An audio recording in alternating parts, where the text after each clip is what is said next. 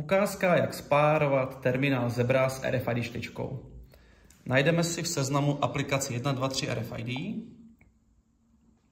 Pokud na úvodní obrazovce nevidíte žádné zařízení, dáte plus, vyberete Tab pro párování přes NFC a přiložíte zadní stranu k zadní straně RFID.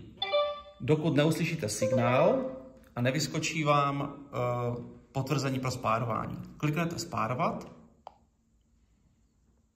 chvíli počkáme a jakmile se zobrazí dostupné zařízení, tak vybereme pro připojení.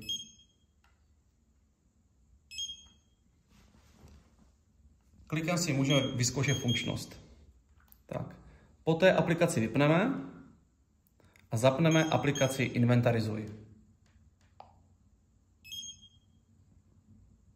Přihlásíme se do systému.